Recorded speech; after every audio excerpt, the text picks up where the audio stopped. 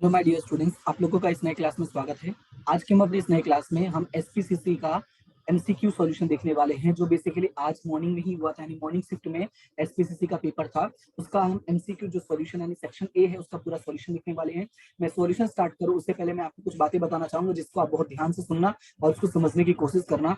और वो बातें ये हैं कि बहुत सारे स्टूडेंट्स से जैसा मुझे रिस्पॉन्स मिला और जो मैंने भी देखा वो ये है कि जो मैंने इंपॉर्टेंट क्वेश्चन प्रोवाइड किया, जितने भी सब्जेक्ट्स के प्रोवाइड किए, ऑलमोस्ट 5 सब्जेक्ट्स के, इसमें आपका था account, states, echo, OC and SP, right, जिसमें से 4 सब्जेक्ट आपका ऑलरेडी हो चुका है। अब सिर्फ ओसी बचा है, यानी कि बीए, राइट। और ये चारों सब्जेक्ट का जो यहाँ पे रिस्पॉन्स मिला है वो ये मिला है कि जितने भी मैंने आईएमपी क्वेश्चन टिक करवाए थे उसमें से ही लगभग पेपर आपका आ रहा है। यानी ऐसा समझो 70 to 80% डिप्टो वही आ रहा है। बाकी का 30% जो थोड़ा थोड़ा वेरिएट हो रहा है, मतलब वो है थोड़ा डिटेल में पूछ ले रहे, अंदर से पूछ ले रहे, लेकिन लगभग कंटेंट वही हो रहा है, राइट। अकाउंट्स में तो पूरा 100% ही समझ लो था, स्टेट्स में भी लगभग पूरा, इकोनॉमिक्स में तो यहाँ तक ये हुआ कि जो ग्राफ मैंने बताया था लास्ट मोमेंट पे वही डिप्टो ग्राफ आ गया था। यानी ग्राफ में तो कोई चेंज ही नहीं हुआ था, बस इतना कि मैंने नेशनल लेवल के हिसाब से बताया था, उसने स्टेट लेवल के हिसाब से पूछ लिया था। और एसपी में भी जितने भी लेटर्स मैंने टिक करवाए थे लगभग उन्हीं लेटर्स में से आया है, और शॉर्ट क्वेश्चंस भी लगभग फंस गए हैं। ठीक है, तो आप लोगों को करना क्या है, जो बीए का इंपॉर्टेंट क्वेश्चन है जो मैंने ऑलरेडी टिक करवाया है, वो सारे इंपॉर्टेंट क्वेश्चंस को आप लोग अच्छे से देख लेना। उनको कैसे भी करके एक दिन में पूरा याद कर लो। बाकी का जो टाइम बचेगा उसमें आप जो चाहे वो रीड कर सकते हो, मतलब जो ऐसा लगता है कि आपको ये भी इंपॉर्टेंट है, ये इंपॉर्टेंट है, आप उन क्वेश्चन को सॉल्व कर सकते हैं। यानी फर्स्ट प्रायोरिटी क्या रखना है, जो इंपॉर्टेंट क्वेश्चन मैंने प्रोवाइड किया है उस पर आपको फर्स्ट प्रायोरिटी रखना है। और ये बेसिकली मैंने प्रीवियस ईयर के बेस पे किया है, तो आपको समझना होगा कि ये बहुत जरूरी है। ठीक है, एग्जाम के टाइम पे आपको प्रीवियस ईयर पेपर्स पढ़ना बहुत जरूरी होता है। चाहे कोई भी एग्जाम दे रहे हो, दुनिया का कोई भी कॉम्पिटेटिव एग्जाम हो या कोई भी एग्जाम हो, प्रीवियस ईयर पेपर्स जो है बहुत मायने रखते हैं। ठीक है, तो फिलहाल स्टार्ट करते हैं एमसीक्यू और समझते हैं कि हमारे इसका आंसर्स क्या होंगे। और जो भी आपका स्कोर होता है वो आप जरूर कमेंट सेक्शन में मुझे बताएं कि हाँ मेरा इतना सही है, इतना गलत है, जो भी होगा आप मुझसे शेयर कर सकते हैं। स्टार्ट करते हैं क्वेश्चन नंबर 1। बैंक के साथ पत्र व्यवहार में जब भी मुद्रा की किसी राशि का उल्लेख होता है तो उसे किस प्रकार लिखना चाहिए। अब अगर आपने कभी भी चेक भरा होगा या कभी भी बैंक में गए होंगे तो देखा होगा कि नॉर्मली जो भी हम पत्र व्यवहार करते हैं, जो भी हम बैंकों के साथ डॉक्यूमेंटेशन वाला काम करते हैं, उसमें जो हमारा राशि होता है, राशि यानी रकम जो होती है, वो मुख्यतः अंकों और शब्द दोनों में लिखी जाती है। ठीक है, उसके बाद नेक्स्ट है अग्निशामक दल की सेवा किस प्रकार की सेवा कही जाएगी। तो जो अग्निशामक है, ठीक है, अग्निशामक जो है वो बेसिकली वो किस प्रकार की सेवा है, सार्वजनिक सेवा में आती है। उसके बाद है option number C, sorry option number C बोला, उसके बाद क्वेश्चन नंबर तीसरा है। तीसरे में क्या लिखा है कि संस्था के किसी विभाग में कार्य बोझ की वृद्धि हो। ध्यान से सुनना, संस्था के किसी भी विभाग में कार्य बोझ की वृद्धि हो तब कर्मचारी को किस प्रक्रिया में शामिल होना पड़ता है। यानी जब किसी एक डिपार्टमेंट में कर्मचारी बढ़ जाते हैं, उसमें ज्यादा वृद्धि हो रही है, तो हम क्या करेंगे, तो क्या हम पदोन्नति करेंगे। जब कर्मचारी बढ़ गए तो पदोन्नति थोड़ी कर देंगे, क्या त्याग पे दिलवा देंगे, लॉकडाउन नहीं चल रहा कि कंपनी से निकाल देंगे, क्या अपकर्षण करेंगे, बिल्कुल नहीं, डिमोशन तो हम कभी नहीं करेंगे, ऐसा हम कभी नहीं करेंगे भाई, उसके वर्कर को उसको नीचे पोस्ट पे रख दें। तो आंसर क्या होगा, आंसर होगा बदली होगी। बदली होगी का मतलब ये है कि जिस डिपार्टमेंट में कम है हम उस डिपार्टमेंट में ट्रांसफर कर देंगे। क्लियर है। उसके बाद नेक्स्ट है कि किस बीमा पॉलिसी में बीमा धारक को उसकी बीमारी के आवश्यक उपचार, दवाइयों और ऑपरेशन के लिए वित्तीय खर्च के लिए रक्षण मिलता है। आपने लॉकडाउन में काफी ये वर्ड सुना होगा कि भैया आप अपना मेडिक्लेम करवा लो, भैया मेडिक्लेम करवा लो, ताकि अगर कुछ हो तो आपको तकलीफ ना रहे। तो ये मेडिक्लेम क्या है, मेडिक्लेम यही है कि जब भी अगर आपको कोई बीमारी होती है, आप जब भी हॉस्पिटल जाते हैं, हॉस्पिटल का जो भी खर्चा होता है, वित्तीय खर्च जो होता है, मेडिक्लेम की वजह से आपकी हेल्प हो जाती है। नेक्स्ट है कि ई कम्युनिकेशन के मुख्य रूप से कितने स्वरूपों को गणना में लिया जाता है। ई कम्युनिकेशन के मुख्यतः कितने स्वरूप है, सिंपल सा क्वेश्चन है। तो इसके कितने स्वरूप है, देखो ये कुछ क्वेश्चन ऐसे हैं जो अगर आपने रीड किया होगा तभी आप कर पाएंगे, तुक्का नहीं चल पाएगा। तो इसका जो आंसर होगा वो होगा ऑप्शन नंबर ए। फिर नेक्स्ट है कि निम्न में से किसे प्रस्तुतिकरण की अभिव्यक्ति की लाक्षणिकता के अनुसार प्रेजेंटेशन का प्रकार नहीं गिना जाता है। अब यहाँ पे वर्ड यूज किया प्रेजेंटेशन, तो आपको अपने अगर लाइफ में कभी प्रेजेंटेशन किया होगा या देखा होगा तो आपको आइडिया हो कि क्या क्या चीजें आप उसमें देखते हैं। तो उसमें मौखिक होता है यानी बोलते हैं, लिखित भी होता है, और पीपीटी तो होता ही होता है। इसमें बोला है नहीं गिना जाता है, तो पीपीटी होता है, क्या नहीं गिना जाता, श्राव्य यानी जो लिसनिंग है वो बेसिकली इसमें प्रेजेंटेशन में नहीं होता है। प्रेजेंटेशन में नहीं होता मतलब आप वो काम नहीं करते, आपका जो मीन है वो हो जाएगा मौखिक, लिखित और पावर पॉइंट प्रेजेंटेशन। यानी जो आंसर होगा वो क्या हो जाएगा, ऑप्शन नंबर सी। क्लियर है, हमारा आंसर क्या होगा, ऑप्शन नंबर सी।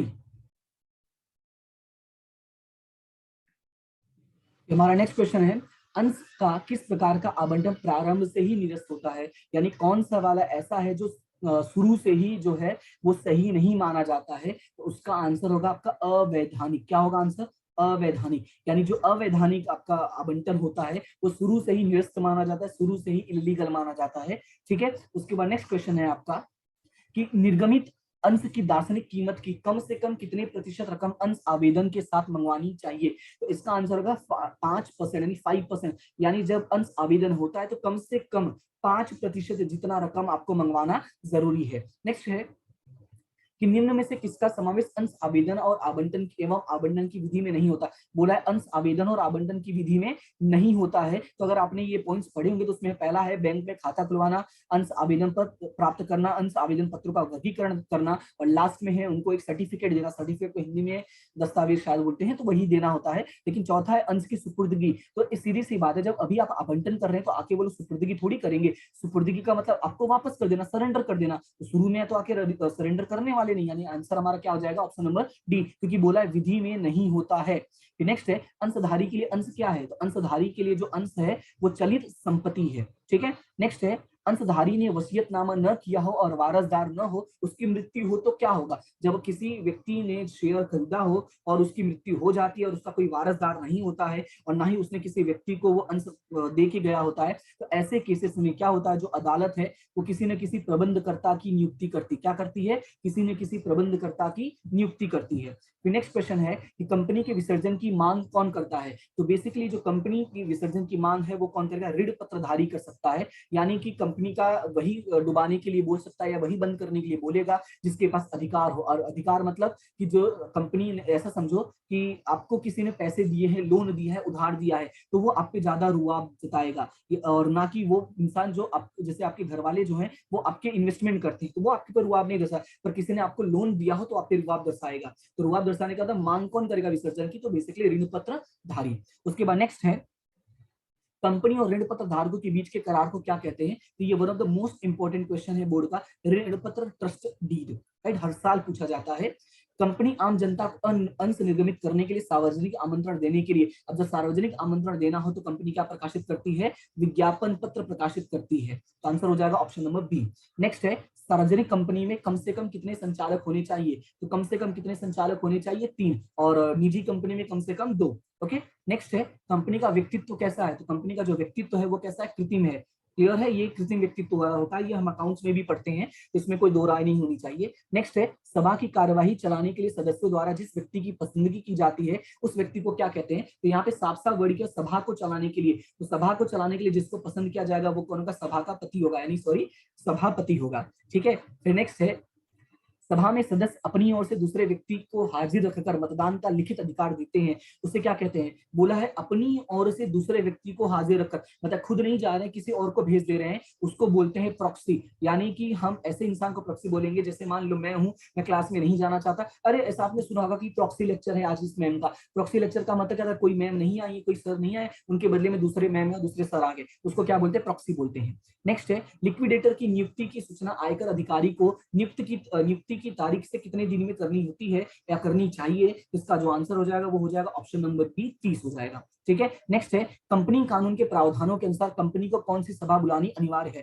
अब ये हमारा एक ऐसा क्वेश्चन है जिसमें बहुत जगह मैंने देखा कि आंसर अलग अलग तरीके से दिया है, बुक में भी कहीं भी प्रॉपर प्रेजेंटेशन मुझे नहीं मिला, मतलब कहीं सही तरीके से नहीं मिला, लेकिन जो मुझे लग रहा है, यानी कि मुझे अंदर से फील हो रहा है और जो मुझे सबूत दिखा है उसके अनुसार होगा कंपनी की वार्षिक सामान्य सभा। तो हमारा आंसर हो जाएगा इसमें ए। लेकिन कहीं कहीं जैसे कुछ बच्चों से पूछा मैंने, कुछ लोगों से भी पूछा मैंने, तो लोग बोल रहे हैं कि वैधानिक प्राथमिक सभा। हालांकि मैं इसकी तरफ नहीं जाऊंगा क्योंकि बुक में देखो, यहाँ पे मैं आपको कुछ दिखाता हूँ, यहाँ पे देखो क्या लिखा है कि कंपनी के अनुसार सार्वजनिक कंपनी, ध्यान से देखना क्या लिखा है, कंपनी के अनुसार, कंपनी कानून के अनुसार सार्वजनिक या निजी कंपनी को प्रति वर्ष वार्षिक सामान्य सभा बुलानी अनिवार्य है। क्लियरली लिखा है कि कौन सी सभा? वार्षिक सामान्य सभा। अब लिखा है वैधानिक प्राथमिक सभा जो है, यानी ये वाला फर्स्ट वाला, प्रथम वार्षिक सामान्य सभा अंशों द्वारा मर्यादित सार्वजनिक कंपनी को धंधे का पंजीयन या प्रमाण पत्र मिलने के बाद यह सभा बुलानी पड़ती है, और कंपनी को यह सभा प्रथम वित्तीय वर्ष के 9 मास के अंदर बुलानी चाहिए। इसका मैं एक क्वेश्चन जो है वो मैं आपको एमसीक्यू में दिखाता हूं, इसका जो क्वेश्चन किस तरह से पूछा गया है। ये देखो, कंपनी को कौन सी सभा प्रथम वित्तीय वर्ष के अंत से 9 मास के दौरान बुलानी चाहिए। यानी कि अगर इसका क्वेश्चन पूछा था तो 9 मास जरूर लिखा होता, और ये ऐसा नहीं पूछा, इसकी वजह से मैंने इसको माना है कि वार्षिक सामान्य सभा। क्लियर है, तुम्हारा आंसर हो जाएगा ऑप्शन नंबर ए। अब आपको जो भी इसमें आपका जितना भी राइट है, आप अपना स्कोर जो है वो कमेंट सेक्शन में शेयर कर सकते हैं। आपका कितना स्कोर बना है 20 में से, आप मुझे वो कमेंट सेक्शन में बता सकते हैं। जो भी आपका स्कोर हो वो शेयर करें। और जैसा कि मैंने कहा कि जो इंपॉर्टेंट क्वेश्चन है उसको जरूर पढ़ें, और उसका लिंक जो है आपको डिस्क्रिप्शन में मिल जाएगा, उसको भी फॉलो करें और अच्छे से उसको बढ़िया से रीड कर लें। ठीक है, बाकी जो भी समस्या होती है आप मुझे शेयर कर सकते हैं। तो फिलहाल आज के लिए इतना ही, मिलते हैं नेक्स्ट क्लास में। नेक्स्ट क्लास में मिले और मिलते हैं, मतलब जो भी चीजें होगी वहां पे मैं शेयर कर दूंगा। और दूसरा पॉइंट ये है कि आप कमेंट सेक्शन में चाहे तो जो भी बातें हैं वो उसमें शेयर कर सकते हैं, यानी जो भी आपको डाउट होता है वो आप शेयर कर सकते हैं। ठीक है, तो फिलहाल आज के लिए इतना ही, मिलते हैं नेक्स्ट क्लास में। तब तक के लिए thank you so much and have a good day.